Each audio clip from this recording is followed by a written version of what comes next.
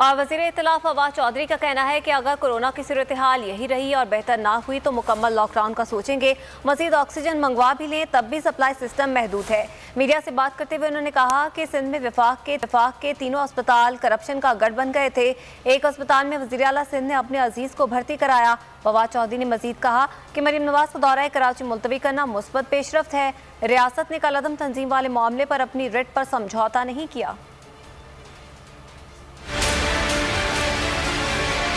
ये तीनों अस्पताल करप्शन का गढ़ बन गए थे। ये तीनों अस्पताल जो है वो मिस मैनेजमेंट, बद इंतज़ामी की एक मिसाल थे। मुकम्मल लॉकडाउन को प्राइम मिनिस्टर साहब ने रजिस्ट किया है। उन्होंने हमेशा कोशिश की है कि एक ऐसा सिस्टम हम नाफज करें जिसमें कि चीज़ें जो हैं वो बेहतरी की तरफ जा सकें और हम उसको मुकम्मल लॉकडाउन ना हो ताकि एक मईशत का पहिया जो है वो चलता रहे। आज आ रही थी कराची में मरीम नवाज शरीफ साहिबा, मुझे खुशी है कि उन्होंने भी इसको जो है अपना दौरा मुलतवी किया है। मैं इलेक्शन कमीशन को भी ये दरख्वास्त करना चाहूँगा कि ये जो कोरोना है, इलेक्शन हो रहे हैं, इलेक्शन के साथ जो है वो भी चलता है, लेकिन आपको बैठ के एक इलेक्शन SOPs बनानी चाहिए। और अनफॉर्चुनेटली सिंध हुकूमत ने हमारे साथ सेहत कार्ड के ऊपर अपना हिस्सा नहीं डाला, जिसकी वजह से सिंध में सेहत कार्ड जो है वो शुरू नहीं हुआ। मैं चीफ मिनिस्टर साहब से कहना चाहूँगा कि अपना जो फैसला है उसके ऊपर नज़रसानी करें और हम सिंध में भी यही प्रोग्राम जो है सेहत कार्ड का